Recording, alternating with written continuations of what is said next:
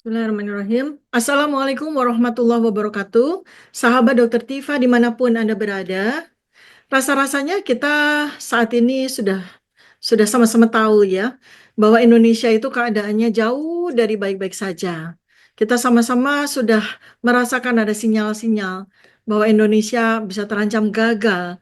Apalagi ketika di tahun 2018 Presiden Prabowo Subianto yang waktu itu sedang berkampanye menyatakan bahwa ada intelijen luar negeri yang menyatakan bahwa Indonesia bakal bubar di tahun 2030. Jadi, di hamparan Katulistiwa yang membentang dari Sabang yang Merauke ini, ada negara kita tercinta Indonesia. Sebuah negara yang lahir dari perasaan keringat dan darah dan air mata, di mana jutaan jiwa bersatu demi mengusir tirani kolonialisme. Namun saat ini, seperti daun yang menguning sebelum gugur, tanda-tanda senjakala kini mengintai negeri kita ini. Bukan dengan letusan senapan atau invasi armada asing, tetapi dengan korosi dari dalam, krisis politik, ekonomi yang timpang, keterbelakangan pendidikan, serta ancaman disintegrasi sosial. Jika dibiarkan, Indonesia dapat terjerembab ke dalam kubangan negara gagal, failed state, bahkan mengalami kehancuran sebagai sebuah entitas bangsa. Fragile State Index atau FSI yang dikeluarkan oleh Fund for Peace, negara gagal itu ditandai oleh beberapa indikator. Kita belajar sama-sama. Satu, pemerintahan yang lemah. Pemerintahan yang kehilangan legitimasi dan tidak mampu mengontrol wilayahnya secara efektif. Ini menjadi ancaman besar karena 41 titik di seluruh Indonesia saat ini mengalami reklamasi dan ternyata sebagian darinya pantai-pantainya, lautnya yang bahkan belum mengering itu sudah dijual SHGB dan SHM-nya. Ini jelas-jelas menandakan kalau pemerintah tidak segera melakukan tindakan yang sistematis, maka pemerintah bisa kehilangan legitimasi. Dua, korupsi dan nepotisme yang merajalela. Kekuasaan disalahgunakan terutama 10 tahun terakhir. Hukum diperjualbelikan dan rakyat kehilangan kepercayaan atas hukum. Ketiga, ekonomi yang tidak stabil. Ketimpangan yang akut menciptakan jurang sosial yang bakal memicu gejolak. Coba kita lihat sekarang di mana-mana orang mengantri gas LPG 3 kilogram, yang mana itu adalah penduduk yang kecil, penduduk yang berada di tingkat kemiskinan, bahkan sudah jatuh korban, seorang ibu lansia nenek meninggal karena kecapean, kelelahan mengantri berjam-jam. Empat, melemahnya kohesi sosial. Konflik sektarian, etnis, agama yang dibuat oleh para buzzer itu meningkat. Dan ini bakal menyebabkan segregasi sosial yang berkepanjangan dan sangat mengerikan akibatnya. 5. Ketidakmampuan mengelola bencana dan krisis. Baik bencana alam maupun krisis kesehatan dan pangan tidak ditangani dengan baik. Itu terjadi 10 tahun terakhir. Ketika gempa demi gempa dan ternyata tidak ada realisasi bantuan yang memadai yang memulihkan kembali masyarakat yang terancam gempa oleh pemerintah waktu itu. Bagaimana posisi Indonesia? Ternyata beberapa tahun terakhir, skor FSI Indonesia semakin memburuk. Kita semua nggak tahu, sahabat. Dari 178 negara yang dinilai, Indonesia berada dalam kategori peringkat tinggi, high warning. Ini alarm yang tidak bisa diabaikan. Ancaman yang bisa membuat Indonesia gagal dan bubar. Satu, disintegrasi sosial dan polarisasi politik. Bangsa ini dibangun di atas keberagaman, tetapi politik Indonesia semakin mengoyaknya. Polarisasi yang tajam, baik dalam ranah agama, ideologi, maupun kelas sosial, membuat rakyat muda diadu domba. Cermin ini pernah terlihat di Uni Soviet dan Yugoslavia sebelum mereka runtuh. Jika Indonesia tidak bisa merajut kembali persatuan, bukan tidak mungkin kita akan terpecah seperti kedua negara itu. Dua, korupsi sistemik yang menggerogoti negara. Korupsi bukan sekedar pencurian uang negara, sahabat, melainkan kanker yang melumpuhkan pembangunan. Laporan Transparency International menunjukkan bahwa skor Corruption Perception Index-nya Indonesia itu masih rendah. Artinya pengetahuan bahwa sebetulnya negara ini sudah tergerogoti oleh korupsi masih sangat rendah di kalangan rakyat. Selama hukum tajam ke bawah dan tumpul ke atas, kepercayaan rakyat terhadap negara akan terus melemah. Ketiga, ketimbangan ekonomi yang membahayakan stabilitas. Data dari Badan Pusat Statistik (BPS) menunjukkan bahwa ketimbangan ekonomi di Indonesia masih tinggi. Sumber daya ekonomi terkonsentrasi di Pulau Jawa, sementara daerah lain tertinggal. Terjadi selama 79 tahun Indonesia berada. Kondisi ini mengingatkan kita pada Sri Lanka yang baru saja jatuh dalam krisis akibat kesenjangan ekonomi dan utang yang menggunung. 4. Sumber daya alam yang dikeruk tanpa keberlanjutan. Sebagai negara yang kaya akan sumber daya alam, Indonesia justru rentan terhadap eksploitasi. Alih-alih menjadi berkah, sumber daya ini bisa menjadi kutukan atau resources curse. Jika kita tidak mengelolanya dengan bijak, deforestasi, polusi, dan krisis air, serta rusaknya ekosistem akan menghancurkan mata pencaharian rakyat. 5. Pendidikan yang tertinggal dan SDM yang lemah. Bayangkan, rata IQ rakyat Indonesia hanya 78. Sementara negara-negara yang maju memiliki modal utama yaitu sumber daya manusia yang unggul. Namun kualitas pendidikan Indonesia coba kita lihat jauh sekali dari harapan. Bahkan 79 tahun Indonesia sudah merdeka. Program for International Student Assessment mencatat bahwa skor literasi, numerasi, dan sains pelajar Indonesia tertinggal dibanding negara lain di Asia. Bayangkan sudah 79 tahun merdeka.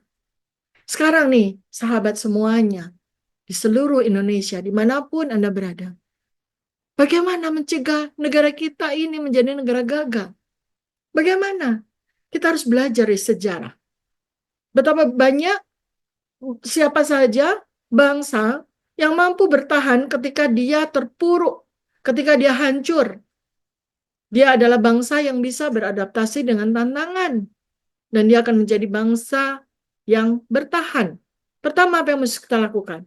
Kita harus memperkuat kepemimpinan yang berintegritas. Kita sudah memiliki presiden sekarang yang insya Allah akan menjabat sampai 2029. Kita kawal agar Presiden Prabowo Subianto bisa menjadi pemimpin dengan visi dan moral yang kuat, yang mampu menyelamatkan bangsa. Kita ini hanya berlandaskan kepada dua kekuatan. Yang satu maha kekuatan yaitu Allah Subhanahu wa taala, dan satu lagi adalah pemimpin kita. Kita butuh beliau menjadi pemimpin yang tidak hanya pandai bicara, tidak hanya pandai omong-omong, tetapi mampu menjalankan kebijakan dengan tegas dan bersih dari korupsi. Ini tugas dari Presiden Prabowo Subianto untuk membuktikan dirinya sanggup. Kedua, menegakkan hukum secara adil dan transparan. Hukum sudah dicombang-camping 10 tahun ini. Bagaimana Presiden Prabowo Subianto bisa membuat, bisa mengubah kondisi hukum di negara kita. Tidak boleh ada perlakuan istimewa bagi elit politik atau oligarki. Ini sekali lagi keadaan saat ini yang begini runyam menjadi ujian pertama bagi Presiden Prabowo Subianto.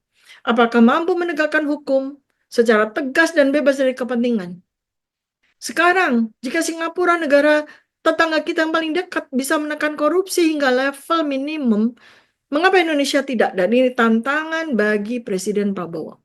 Ketiga, bagaimana agar Presiden bisa membangun ekonomi yang berkeadilan nih?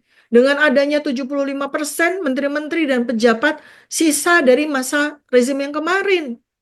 Tantangan yang berat bagi Presiden Prabowo. Beranikah mengganti orang-orang yang menjadi pejabat saat ini, yang menjadi menteri saat ini, adalah orang-orang yang bersih dari korupsi dan orang-orang yang bebas dari kepentingan. Sehingga bisa menempatkan ekonomi secara berkeadilan. Karena Indonesia saat ini sudah diambang kehancuran jika tidak segera terjadi pemerataan ekonomi, baik melalui pembangunan di daerah tertinggal maupun diversifikasi industri, dan tidak dengan cara seperti yang dilakukan oleh rezim kemarin, yang ternyata hanya tipu-tipu belaka. Kali ini kita ingin membangun daerah tertinggal dengan sesungguh-sungguhnya, dan itu yang dibutuhkan agar negara ini terus berlanjut. Ketergantungan terhadap sumber daya alam harus diimbangi dengan pengembangan teknologi dan ekonomi yang kreatif.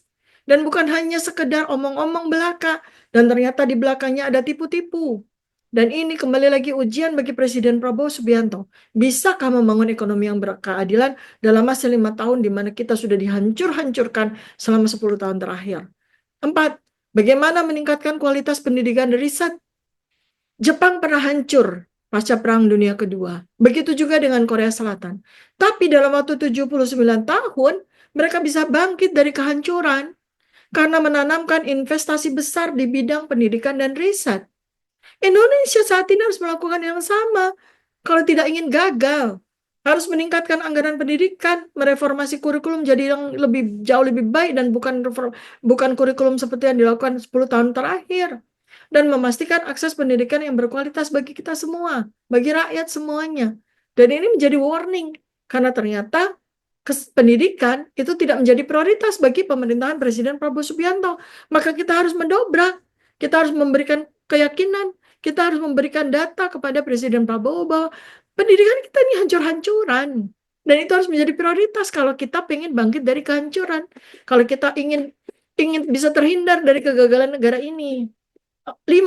Merajut kembali persatuan bangsa. Presiden Prabowo harus bisa menghancurkan buzzer-buzzer. Harus bisa menghancurkan ternakan-ternakan. Jangan lagi ada lembaga-lembaga yang bisa kokoh kuat, bisa tampil citranya. Ada orang-orang yang bisa membayar buzzer-buzzer untuk melindungi perbuatan jahat mereka. Karena buzzer-buzzer ini ternyata mengancam polarisasi yang akan menghancurkan bangsa kita. Karena itu Presiden Prabowo sebagai pemimpin harus bisa bijak menyatukan perbedaan dan menghancurkan jurang pemisah selama ini yang dilakukan oleh rezim yang terdahulu. Dan nomor 6, bagaimana mengelola sumber daya alam sehingga menjadi harta bagi kita, bukan kemudian drain atau dibawa ke negara lain dan membawa kemajuan buat bangsa lain. Indonesia harus belajar dari negara-negara Skandinavia, terutama Norwegia. Bagaimana mereka berhasil mengelola sumber daya alamnya dengan bijak. Pendapatan dari eksploitasi sumber daya harus digunakan untuk membangun ekonomi jangka panjang, bukan hanya memperkaya segelintir orang seperti yang terjadi di Indonesia saat ini. Jadi bagaimana kita, apa yang terjadi pada kita, bagaimana upaya kita, ikhtiar kita bersama, pemerintah terutama yang menjadi umaro, yang menjadi pemimpin bagi 280 juta rakyat Indonesia. Bagaimana saat ini kita menentukan masa depan Indonesia?